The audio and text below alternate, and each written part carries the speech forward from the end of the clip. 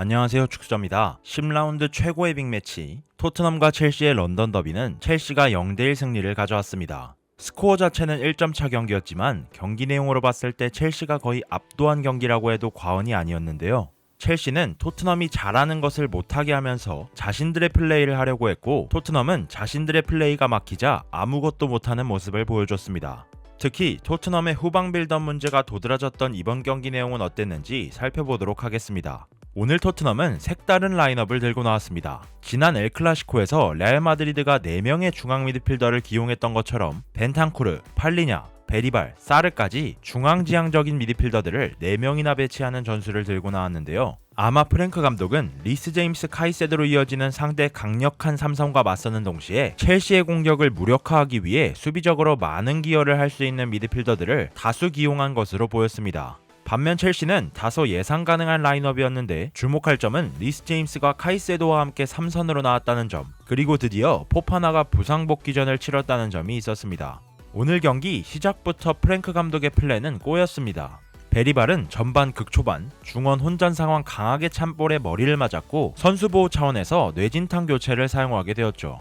아까 토트넘의 선발 라인업을 말씀드릴 때도 언급했지만 오늘 프랭크 감독의 선발 라인업은 의도가 있는 신박한 라인업이었습니다. 베리발과 사르를 2선에 배치하면서 중원 싸움을 강하게 해주고 활동량이 높은 베리발이 왼쪽에 배치되니 자연스럽게 네투까지 견제가 가능한 라인업이었죠. 하지만 전반 7분 만에 베리발은 교체되었고 시몬스가 투입되면서 토트넘의 라인업은 전혀 다른 전술을 사용할 수밖에 없어집니다. 베리발과 시몬스는 너무나 스타일이 다른 선수니까요. 그렇게 오늘 경기 시작부터 프랭크 감독의 플랜은 꼬이고 시작하게 되었습니다.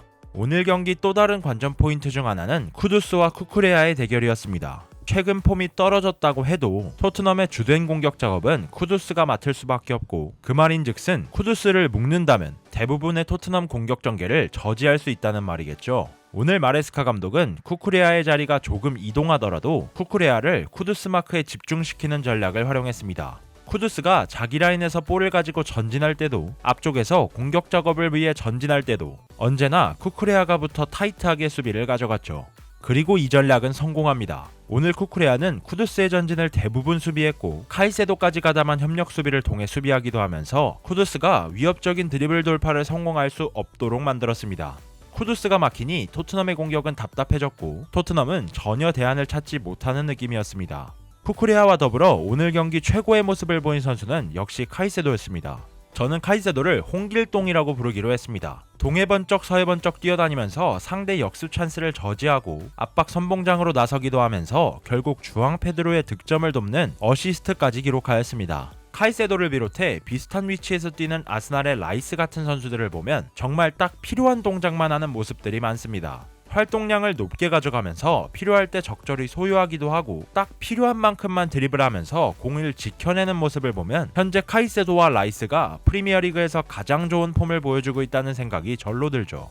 오늘 카이세도는 반더벤과 시몬스가 주고받는 과정에서 생긴 실수를 놓치지 않고 달려들어 공을 뺏어냈고 말도 안 되는 운동 능력으로 주앙 페드로에게 어시스트까지 해냈습니다. 그냥 무쌍을 찍은 조자룡이었고 홍길동이었다라고 말하고 싶네요. 오늘 토트넘이 보여준 후방 빌드업은 짜임새가 전혀 없었습니다. 빌드업을 시도하긴 하는데 그저 보이는 곳에 패스를 주는 데만 급급한 모습이었죠. 첼시는 오늘 토트넘의 후방 빌드업 때 선수들을 1대1로 마크하면서 압박을 시도했는데 센터백부터 2-3-3 미드필더까지 이런 식으로 압박을 시도했고 심지어 포파나까지 올리면서 시몬스를 압박하자 토트넘의 빌드업은 허둥지둥에 가까웠습니다. 토트넘 팬들 사이에서는 여러 번 등장하는 말인 것 같은데 벤탄쿠르 팔리냐 조합은 빌드업에서 2점이라고는 찾아볼 수 없습니다. 그렇기 때문에 프랭크 감독은 반더벤이 좌측에서 쿠두스 쪽으로 길게 휘둘러주는 롱킥 같은 단순한 패턴을 사용해 중원을 거치지 않는 빌드업을 많이 사용했는데 오늘 그마저도 막히고 첼시의 전진 수비는 토트넘이 롱볼을 소유할 수 없게 만드니 전혀 효과를 발휘하지 못했죠. 후반 로메로가 교체 투입되면서 조금 나아지는 모습은 있었습니다만 경기를 뒤집기에는 역부족이었습니다. 드디어 로메로가 부상에서 복귀했으니 토트넘은 시즌 초반 잘 나갔을 때 보여준 사이 공간 패스를 어떻게 잘 받을 것이며 거기서 쿠두스가 얼마나 편하게 볼을 받을 수 있게 해줄 것인가를 고민해야 할 것 같습니다.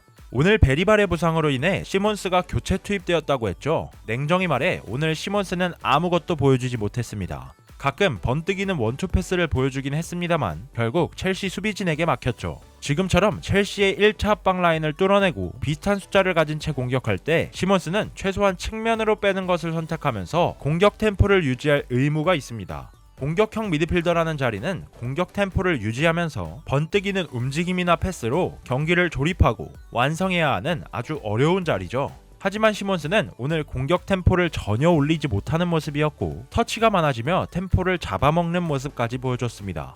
제가 시몬스 스카우팅 리포트를 할 때 시몬스는 대부분 투터치 안에 볼 처리를 하면서 간결한 공격 전개를 자주 보여줬던 선수였다고 판단했거든요. 다만 오늘처럼 공격 기회가 많지 않고 공간이 부족할 때 시몬스는 전혀 위력을 발휘하지 못했습니다. 제가 잘못 본 건지 모르겠네요. 오늘 첼시는 경기를 잘했습니다. 그런데 잘한 것과는 별개로 골을 너무 못 넣었습니다. 실제로 오늘 경기 기대 득점 값은 품목 기준 2.29였을 정도로 높았는데 주앙 페드로가 결정적인 찬스를 2개나 놓친 것, 후반 교체 투입된 기튼스의 홈런까지 제가 기억하는 것만 3번의 결정적인 찬스를 놓쳤죠.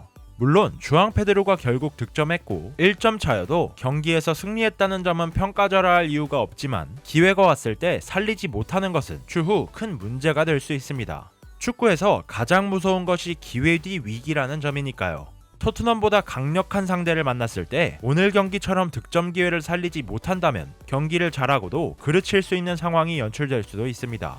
리암 델라비 복귀해서 오늘 경기 스트라이커로 출전했으면 어땠을까 라는 생각도 들었지만 지난 리그컵 너무 바보같이 퇴장당하는 바람에 출전하지 못했죠. 만약 오늘 경기 기회를 살리지 못하고 패배했다면 델랍은 더 많이 욕먹었을 겁니다. 싸우지 않으면 더비가 아니죠. 최근 토트넘과 첼시의 런던 더비는 북런던 더비보다 치열해 보일 때도 있습니다. 오늘 경기도 마찬가지였는데 토트넘의 벤탄쿠르와 첼시의 엔조가 각각 한 번씩 발바닥을 사용하는 거친 태클을 보여주면서 경기에 불이 붙게 만드는 장면이 있었습니다. 특히 벤탄쿠르가 발바닥으로 발목을 찍어버리는 장면이 있었는데 저는 무조건 퇴장이라고 생각했거든요. 땅에 붙은 발목을 발바닥으로 체중 실어 그대로 찍어버렸는데 이걸 퇴장 주지 않으면 뭘 퇴장 줄까 싶은 마음이었습니다. 뿐만 아니라 엔조도 오늘 의욕과 다인 모습이어서 살짝 걱정되었는데 역시나 정강이를 발바닥으로 찍어버리는 거친 태클을 보여주면서 경고를 받기도 했습니다.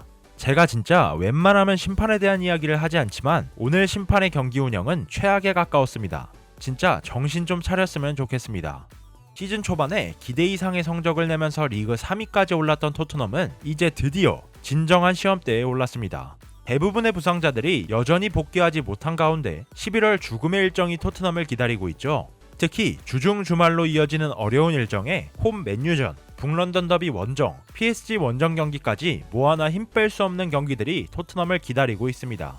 특히 토트넘은 챔피언스리그 3경기에서 이미 1승 2무를 기록하고 있기 때문에 코펜하겐전 힘을 뺄 수 없는 상황입니다. 더 이상의 승점 드랍은 8인의 진입을 매우 힘들게 만들 것이고 8위 안에 진입하지 못한다면 2경기가 추가되면서 더 어려운 일정이 만들어지겠죠. 일단 A매치 주간 이후로 복귀할 수 있는 부상 선수들이 복귀하는 것이 매우 중요하겠습니다. 마레스카의 첼시를 보면 참 오묘합니다. 싫다는 것이 아니라 빠와 까를 미치게 만든다고 해야 할까요? 그만큼 어떨 때는 참 전술적으로 좋은 모습을 보여주기도 하고 어떨 때는 전술적으로 어디서부터 고쳐야 할지 감도 안 잡히게 만들 때도 있습니다.